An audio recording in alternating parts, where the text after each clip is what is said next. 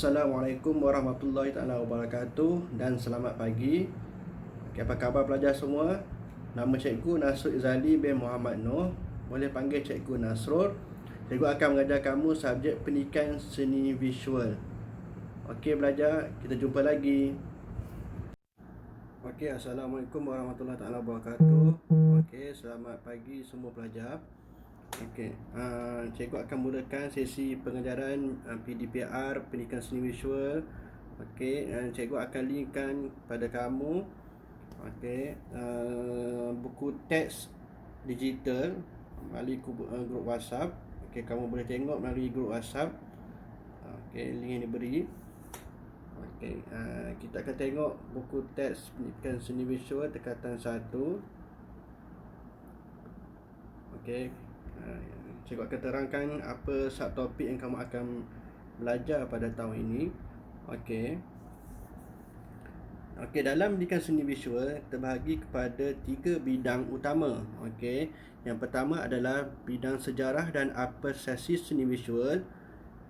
Bidang yang kedua bahasa seni visual dan yang ketiga pemikiran seni visual. Okey. Okey, dalam bidang 1 terbahagi kepada satu tajuk utama iaitu perkembangan seni visual di Malaysia. Okey, dalam bidang yang kedua iaitu bahasa seni visual. Okey, dimula dengan tajuk 2 garisan, tajuk 3 rupa, tajuk 4 bentuk, tajuk 5 jalinan, tajuk 6 ruang, tajuk 7 warna, tajuk 8 harmoni, tajuk 9 kontra, tajuk 10 penegasan, tajuk 11 kepelbagaian, tajuk 12 imbangan, tajuk 13 kesatuan dan tajuk 14 irama dan pergerakan. Okey, bahasa seni visual ni ada banyak. Okey, dia terbagi pada tajuk 2 sehingga tajuk yang ke-14. Okey, dan yang terakhir sekali adalah bidang pemikiran seni visual. Ada 3 tajuk iaitu tajuk yang ke-15 tajuk dan mesej, tajuk yang ke-16 motif, idea dan konsep, dan tajuk yang ke-17 designomik. Okey pelajar, kita pada hari ini kita teruskan PDPR kita dengan tajuk yang pertama. Okey. Bidang sejarah dan apresiasi seni visual. Okey, tengok buku teks muka surat 1. Okey, buku teks digital kamu boleh tengok. Okey. Dalam tajuk ini kamu akan belajar tentang sejarah dan apresiasi seni visual. Okey, mampu bentuk kesedaran dan penghargaan terhadap hasil seni dan juga produk hebat daripada tokoh-tokoh serta mereka dalam bidang seni halus, seni reka dan seni kraft. Okey, dalam tajuk ini kamu akan belajar mengenal tokoh-tokoh dan juga sejarah perkembangan seni visual di Malaysia.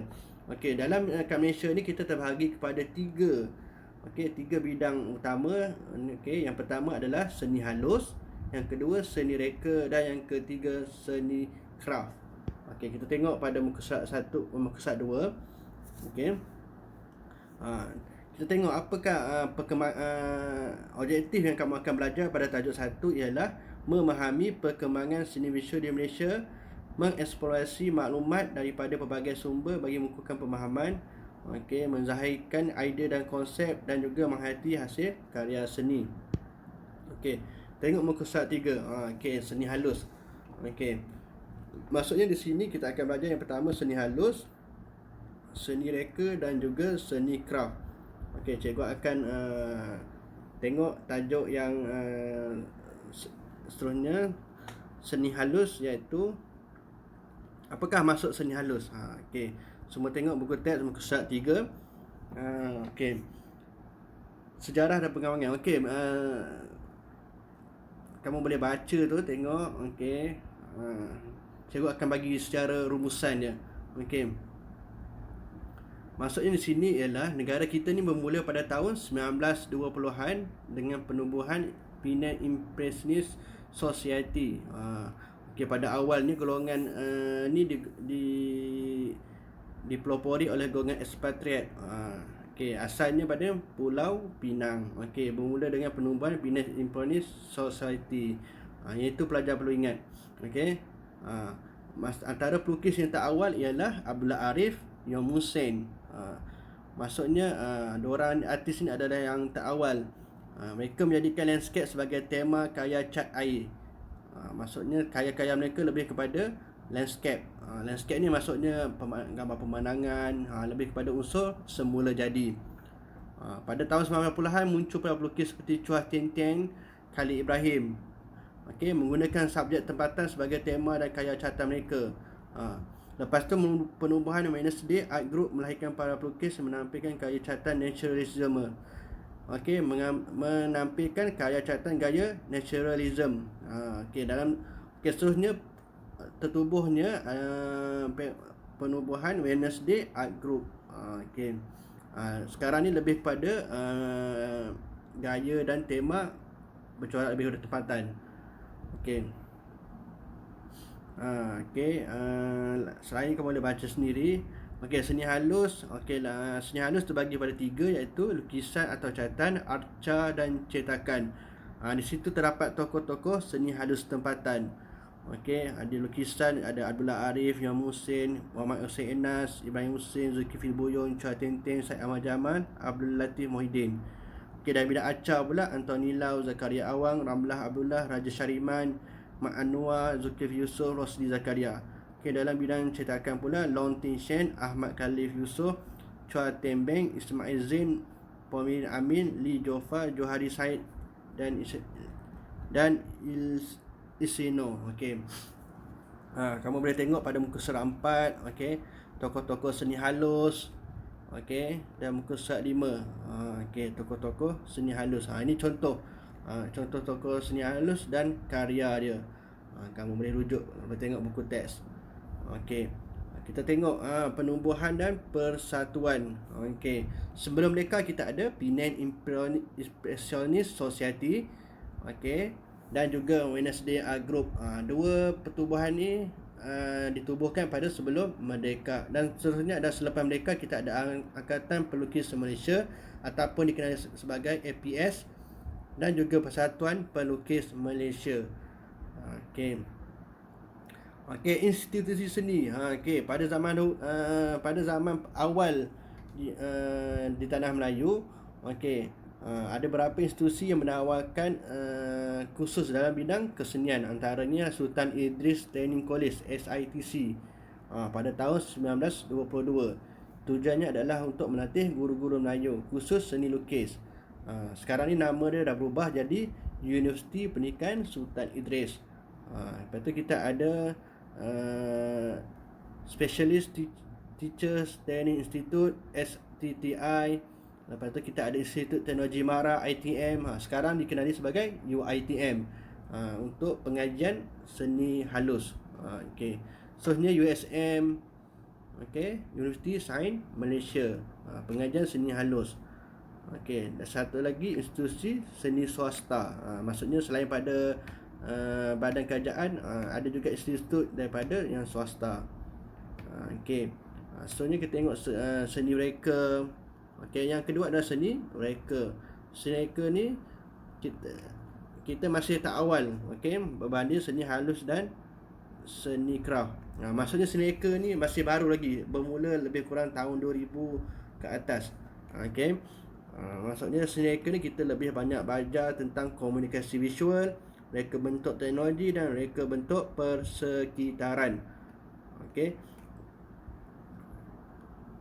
Di sini ada beberapa tokoh dalam bidang seni reka. Yang pertama Zulkifli Harun, tokoh reka bentuk teknologi. Tokoh seni reka grafik Haji Hashim Hassan. Yang ketiga tokoh reka bentuk fashion Jimmy Choo. Ini semua kenal ni Jimmy Choo ni, reka fashion. Tokoh seni reka animasi Hasan Abdul Muttalib. Tokoh komunikasi visual Ahmad Haji Zainuddin. Yang seterusnya yang terakhir tokoh reka bentuk teknologi kreatif, iaitu Lim Kok Win. Lim Kok Win dia pun ada Universiti Lim Kok Win. Peranan dan pertubuhan dan persatuan.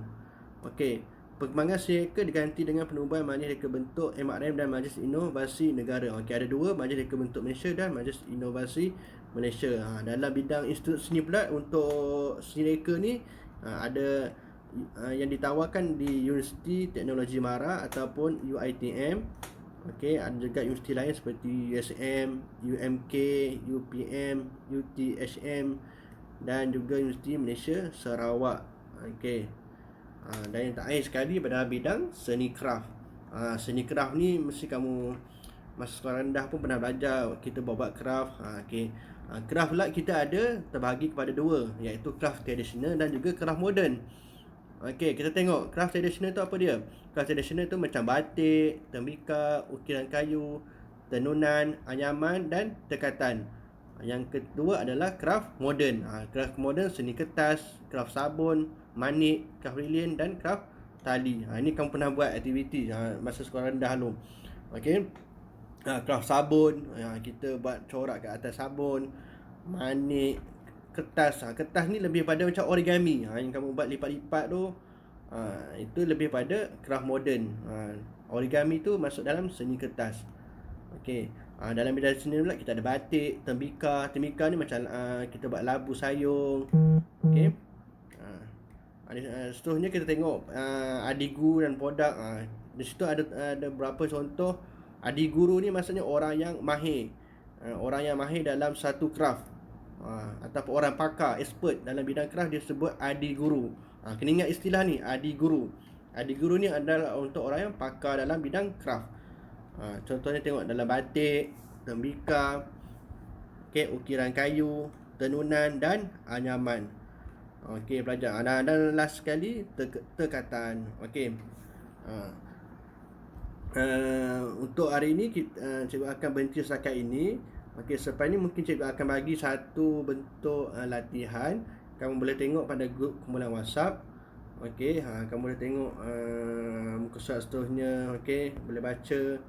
Ini cikgu hanya terangkan secara ringkas. Okey, sebabkan kita EPDBR, kita cikgu terangkan secara ringkas, iaitu cikgu akan selepas ni cikgu akan bagi latihan. Okey, kamu boleh baca dalam buku teks yang diberi itu, boleh jawab.